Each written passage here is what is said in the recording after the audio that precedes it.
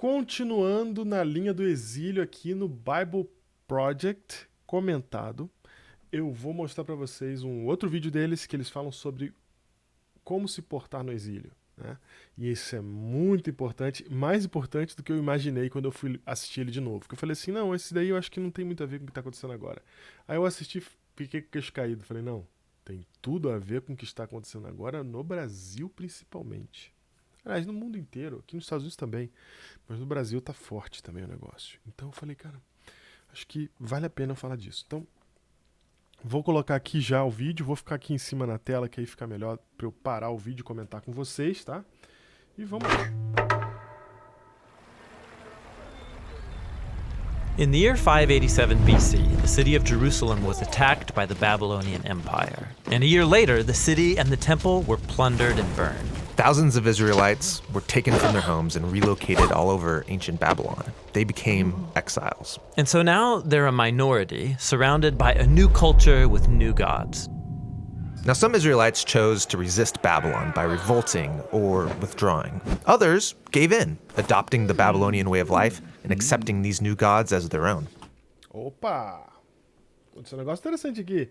Então tem dois tipos de pessoas, dois tipos de reações naturais, intuitivas ao exílio, né? Duas reações que são muito intuitivas. Ou você fica contra, né? Tem ali os caras com o punho cerrado, rebeldia, ou você simplesmente blending, né? Você se mistura ali, você fala, isso aqui, se assume, se adota a nova realidade, você adota a cultura do opressor, você adota seja lá o que for, o ambiente que for que estiver no exílio, né? Então, ou você adota e fala, não, é isso mesmo, e fica de boa, ou você fica contra. É isso. E pra gente, como ser humano, parece que é isso mesmo.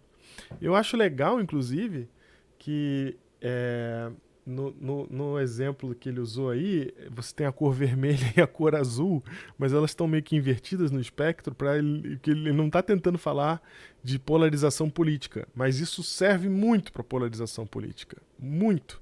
Porque você vai sempre ter exatamente esses dois grupos. E normalmente um grupo costuma apontar para o outro, né? Então, se você faz parte, agora você adotou o ambiente, aí o grupo rebelde vai falar assim, você é um traidor, porque você é um covarde, ou porque você não tem força para lutar, ou porque você adotou esse tipo de discurso ou de ambiente. E por outro lado, o cara do ambiente fala assim, você está lutando à toa, porque você está lutando uma luta que você não vai vencer, que não tem como você vencer. Então, melhor você se entregar aqui e aproveitar as benesses daqui, né? Quando não, o outro grupo luta para defender as benesses que tem. Então, isso é o normal do ser humano em qualquer lugar. E aqui, eu acho legal essa mistura de cores, porque ele está falando assim, eu não estou falando dos espectros políticos e eu não estou querendo assumir nenhum espectro político, né? E eu também aqui falando não estou querendo. Mas você não precisa estar em nenhum dos espectros políticos para poder ver eles acontecendo. Não precisa, tá? Você não precisa assumir nenhum dos dois para você ver que existem dois que são a maioria e que é o que o mundo fica andando para lá e para cá, né? Num pêndulo que vai de lá para cá, de lá para cá, daqui para lá, de lá para cá, daqui para lá e etc. Então, E é engraçado a gente estar nesse momento de polarização política porque a gente não consegue deixar de ver essa discussão que eles estão trazendo da teologia no ambiente da política também. Então a gente vê esses dois grupos, exatamente. O cara que está com o punho cerrado e a cara fechada e o cara que está, não, é isso aí, é por aqui que vai, né? E tal. E é claro, percebam o seguinte, lá na cena onde tem os caras rebeldes de azul, você também tem os caras implementando a opressão com as armas do poder em vermelho, na mesma tela, tá? Aqui tem vermelho, mas o vermelho esparrama para cá. Dentro dessa tela aqui tem os caras aqui que também estão usando de força e de violência, tá? Então tem violência nessa cena aqui, porque esse é o caminho que eles escolheram. Aqui não tem violência, mas tem a violência aqui que protege esse daqui. Então, deixar bem claro que o que ele está falando aqui são caminhos humanos e que não tem a ver com a polarização. Mas, quando a gente olha para a polarização, a gente vê exatamente esses caminhos humanos se manifestando. Vocês não viram ainda, eu fiz uma live com o Sam Neves aí 2 semanas atrás, falando sobre essa questão. E se você já assistiu, você já sabe qual que é a minha posição, que a minha posição não está em nenhum dos dois grupos aqui. E quando a gente fala que a gente não está em nenhum dos dois grupos, automaticamente os rebeldes vão falar assim, vocês são covardes, vocês não estão tomando posição. Né? Automaticamente. Então, o outro grupo, que é o grupo que está no poder ou que está exercendo a opressão, parece falar assim, não, tudo bem, eles não estão sendo contra, já tá bom, né? Mas na verdade, estamos sim sendo contra aos dois lados. E eu vou mostrar aqui para vocês nesse vídeo que não foi invenção da cabeça do Diego, não é teologia do Diego. Isso aqui foi construído independente de mim em outro lugar. O cristianismo não está, volto a repetir, em nenhum dos dois polos. Não está. Você vai ver traços dele em um, traços dele no outro, mas você não vai ver ele se comprometer com nenhum dos dois. Muito pelo contrário. Você vai entender agora. And you might think those are your only two options, but the prophet Jeremiah told them to do something totally different and surprising. To settle in, build houses, plant gardens, grow families, and most surprisingly, to seek the well-being of Babylon and pray to the Lord on its behalf. So this is like a third way. Yeah, it's not compromise or revolt. What does it look like? Well, there's a whole book of the Bible that... Vamos lá, então tem uma terceira via. Tá? Tem uma terceira via aí. E por incrível que pareça, extraordinário que seja, a terceira via está citada na Bíblia, indo no texto do Antigo Testamento. Nós não temos só a citação da terceira via como uma ideia, como a gente tem o exercício prático da terceira via. E você vai ver isso na história de Daniel. that explores that question. It's the story of Daniel. Daniel was one of the Israelites taken into the Babylonian exile. And because Daniel had a royal heritage and education, he was recruited along with some friends to work in the high court of Babylon. Work for the enemy? That would be compromise. Or they could gain the king's trust, take him down from the inside. That's what you might expect, but instead, they take Jeremiah's advice and choose the third way. They serve the king of Babylon, taking on Babylonian names and even clothing style. So they seek Babylon's well-being. But in doing so, aren't they just giving up their heritage? It could seem that way, but actually, they aren't. As you read on, the story focuses on moments where they draw the line, and they choose faithfulness to their God and resist the influence of Babylon. So, for example, Well, like when they're commanded to bow down to the idol of Babylon and give allegiance to the king as if he's a god. they won't go that far. Right, this is where you see their true loyalty. It requires them to critique Babylon's idolatry of power, its arrogance, its injustice, but they do it non-violently by laying down their lives.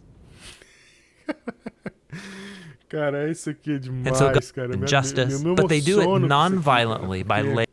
Eu vou parar nessa cena aí, cara, porque é disso que estamos falando. Não é os dois espectros que a gente tem hoje comuns no Brasil e no resto do mundo. Que nos Estados Unidos, por exemplo, só tem dois espectros, né? Eles se mixam de vez em quando, é difícil definir direito, mas só tem dois. No Brasil, a gente tem vários desdobramentos, mas também sempre esses dois no mundo inteiro, né?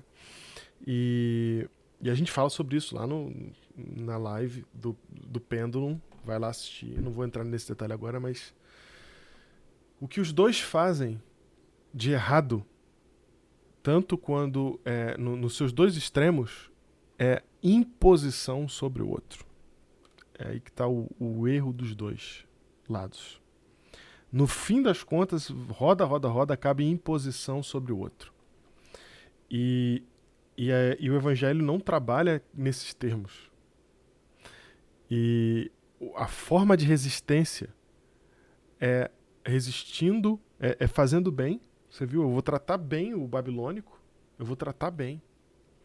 Eu vou dar de mim para ele, certo? E se eu tiver que resistir a alguma coisa porque quebra um princípio, eu resisto, mas eu resisto entregando minha vida. Eu não resisto batalhando, eu não resisto tentando destruir. eu resisto entregando a minha vida.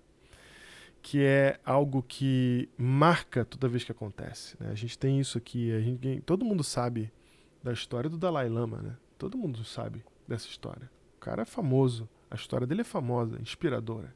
Resistiu como? Entregando a vida. Jesus resiste como? Entregando a vida. E esses caras que a gente admira da Bíblia fazem como? Entregam a vida. Então, se você quer realmente ser rebelde, a rebeldia no mundo de pecado, a rebeldia no mundo do egoísmo, é entregar a própria vida. É no sacrifício pessoal, é no sacrifício do eu que você derrama o sangue. E não é derramando o sangue do outro. Então, a via de Cristo, a via do Evangelho, não é a via da esquerda, nem a via da direita.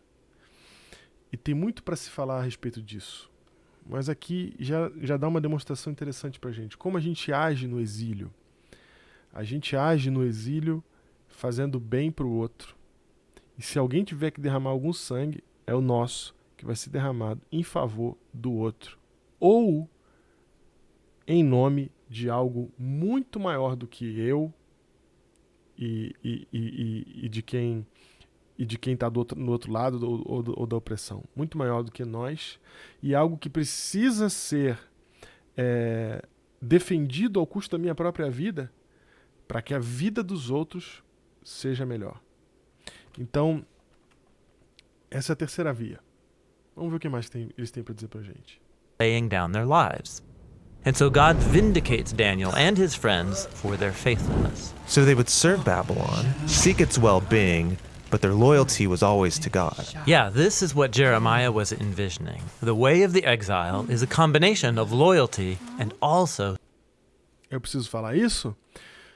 Já falei isso no Biblecast, já falei isso no Hiperlinkados. Toda vez que você entrega a sua vida, você entra na lista daqueles que Deus pode salvar a vida, porque você entendeu o que é viver. Vou deixar você mastigar isso. Entendeu? Quando você encontra João entregando a vida, é o único discípulo que não foge, é o único que não é martirizado. Quando você encontra Daniel entregando a própria vida na cova dos leões, os leões não comem Daniel. Quando você encontra os 3 amigos falando assim, põe a gente no fogo, e aí o fogo não queima eles. Porque eles entenderam o que é viver de acordo com o Evangelho, de acordo com a vida que Cristo veio nos mostrar. Já o contrário acontece toda vez que alguém tenta preservar sua própria vida. E Pedro é o grande exemplo disso, que é o cara que mais tentou preservar a vida dele no Evangelho e no fim das contas não teve o que fazer. Mas ele entende isso, porque a gente sabe depois, pela história, que no último segundo ele se entrega para morrer. Ele estava fugindo de novo, mas ele entende que ele tem que voltar para morrer e ele vai lá e se entrega para morrer. Então, essa terceira via é a via de Deus. É ela que a gente tem que aprender, é ela que a gente tem que discutir como cristão. É aqui que a nossa conversa tem que morar, é abrindo a Bíblia para conversar sobre como funciona essa terceira via e não se alinhar às vias comuns ao ser humano no mundo inteiro. Subversion. So they're still exiles, but don't Daniel and his friends long to go home? Yes. In fact, Daniel believed that God was going to send a ruler to bring down Babylon and create a true kingdom of peace. When did he think this ruler would come? Well, at first he thought within his lifetime, but then he had a dream where he found out that after Babylon would come another oppressive empire, then another, then another. And so, Babylon did fall, and Israel did get to go back home, but now they're ruled by Babylon's successors. And so they maintained the mindset of an exile, waiting for their true home to come to them. And they continued the same practice of loyalty and subversion to any new versions of Babylon that came along. And this leads us to the time of Jesus. The empire of his day was Rome, ruled by Caesar. Now, some Israelites wanted to resist, while others gave in and adopted Roman culture and its gods. But watch Jesus carry on the subversive loyalty of Daniel. Like when he said, it's fine to pay taxes to Caesar, give him back his coins. But then he said, don't mistake Caesar for God. God's the one who deserves your total life and allegiance. So the way of Jesus is this same mix of loyalty and subversion. Yeah, like he taught his followers to love and even bless their enemies. But he also got arrested for speaking out against the corrupt leaders of Jerusalem and Rome. He critiqued their idolatry of power, and it cost him his life. But God vindicated. Muito importante essa fala aqui, porque você vê Jesus andando exatamente a terceira via, ele ensina pra gente essa terceira via, e aí tem aquele momento que Jesus vai lá e ele age com violência no templo, né? Não contra as pessoas, mas contra as coisas que estavam lá, e principalmente num rompar, não, você entende, num momento em que ele tá lutando contra a injustiça, né? E aquilo ali chega a um nível que ele age daquela maneira. No entanto, ele age daquela maneira, mas ele morre por cada um daqueles que estão ali. Tá? Então não é uma via de violência. E ele faz isso com o único objetivo de salvar. Porque aquilo ali era um local que no nome do pai dele estava sendo usado para perder gente. Então ele faz uma intervenção com o objetivo de salvar. Não é uma intervenção vingativa. Não é uma intervenção que vai realmente, inclusive, mudar o cenário. Né?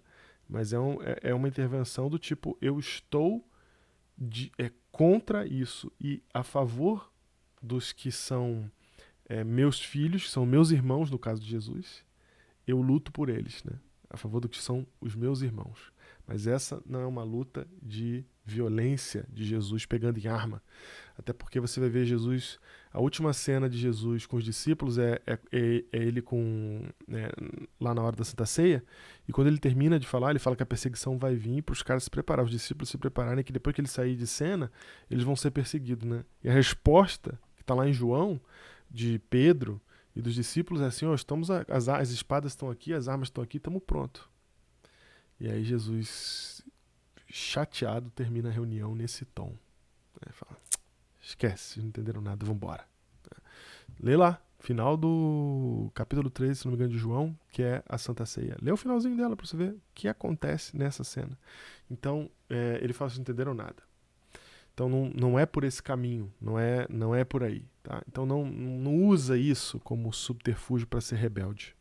Tá? Não é esse o caminho que Jesus está traçando. No fim, ele acaba lá sendo torturado e morto. And by raising him from the dead as the true king of the nations. The king that Daniel had hoped for. Right. And Jesus promised that one day his kingdom would prevail. And so until then, his followers are living in a type of exile. Yeah, this is why the Apostle Peter calls followers of Jesus foreigners and exiles. He told them to respect the authorities of whatever place you happen to live, to honor and love all people, but then he reminds them that this isn't their true home. They're still living in Babylon. But, well, they're not living in Babylon. Babylon doesn't exist anymore. Or does it? In the Bible, Babylon has become a symbol that describes any human institution that demands allegiance to its idolatrous redefinitions of good and evil. Okay, so we all live and work in Babylon. How do I seek the well-being of Babylon while my allegiance is to someone greater? Yes, Jesus' followers are called to live in that tension between loyalty and subversion. That's the way of the exile.